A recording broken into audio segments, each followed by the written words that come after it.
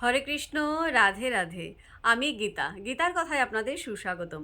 আজকে আরও একটি ভিডিওতে গীতার অষ্টম অধ্যায়ের 20 নম্বর শ্লোকটি পাঠ করছি। আপনারাও কিন্তু আমার সঙ্গে অবশ্যই পাঠ করবেন। ওং নমো ভগবতে বাসুদেবায়, ওং নমো ভগবতে বাসুদেবায়, ওং নমো ভগবতে বাসুদেবায়।